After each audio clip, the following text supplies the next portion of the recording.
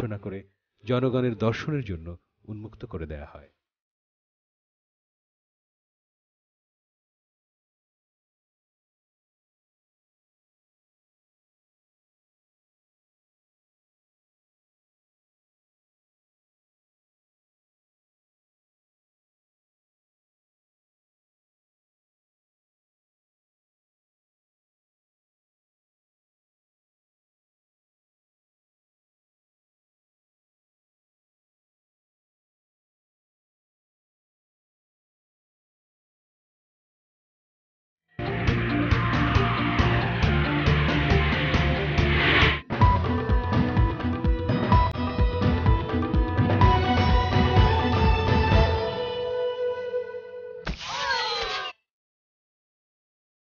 দুপকাপি প্রাসাদের রত্নরাজির সংগ্রহ সারা পৃথিবীতে বিখ্যাত।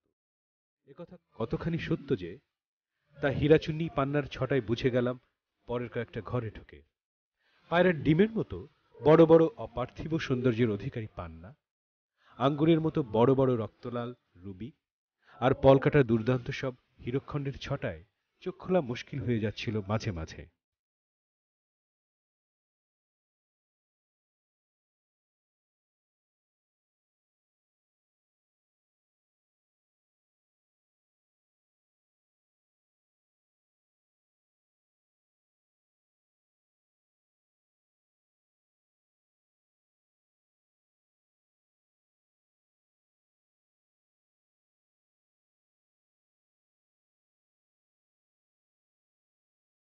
এর মাঝে আবার বিশেষভাবে নজর কাড়ল ৮৬ ক্যারেটের স্পুন মেকার্স ডায়মন্ড। বলা হয়ে থাকে সুলতানের সংগ্রহশালার সবচেয়ে মূল্যবান রত্ন এই হীরেটি।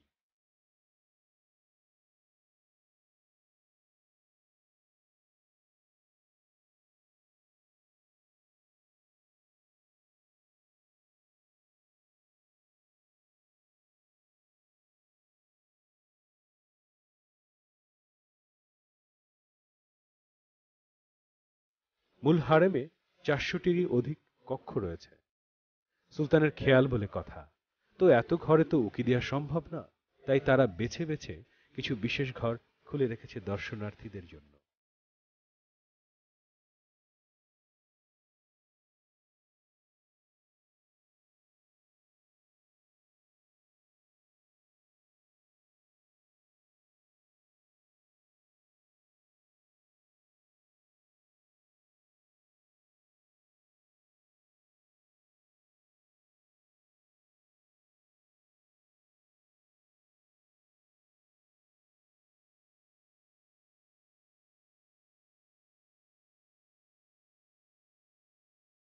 এ পর্যায়ে এসে ইতিহাসের এই কচকচানি আর ভাল লাগছে না। মনে হচ্ছে ইতিহাসের কত বিষণ্ণ দীর্ঘশ্বাস মিশে আছে এই স্থাপত্যের প্রতিটি কোণে। সারা বিশ্ব থেকে ছলে বলে কৌশলে সুন্দরীদেরকে আনা হয়েছে ইচ্ছে অনিচ্ছে, কিনে লুট করে, কিংবা সুলতানের উপহার হিসেবে। ইউরোপের নানা দেশের যুদ্ধবন্দী, শ্বেতাঙ্গিনী এবং বলকান মেয়েদের অবিরাম সরবরাহ ছিল হারেমে।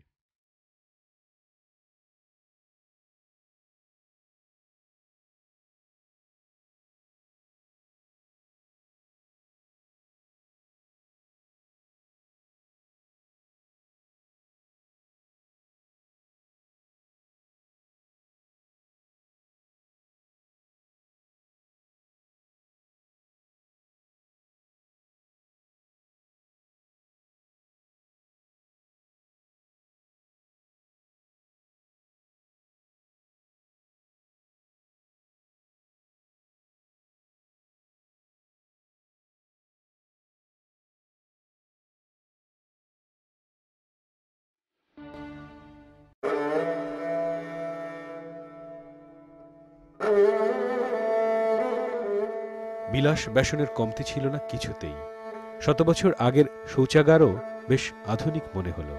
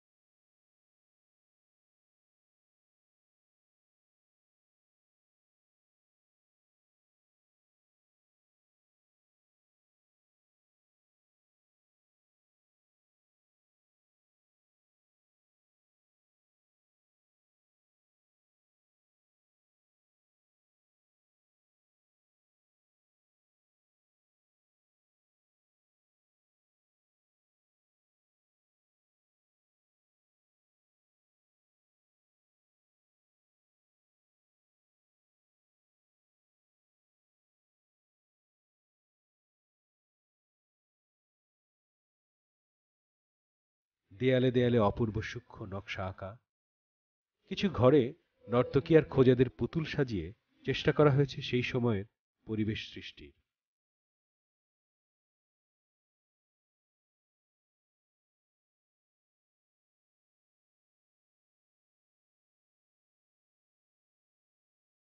হারেমের শত শত মেয়ে হয়তো কোনোদিনই সুলতানের মুখ দেখতে পেত না। মাঝে মাঝেই শুনেছি সুলতানের অরুচি হলে কয়েকজন রক্ষিতাকে বিশেষ সুড়ঙ্গ পথ দিয়ে বসফরাসের জলে ফেলে দেয়া হতো। মৃত্যু এসে মুক্তি দিত সেই অভাগিনীদের এই ক্লেদময় জীবন থেকে।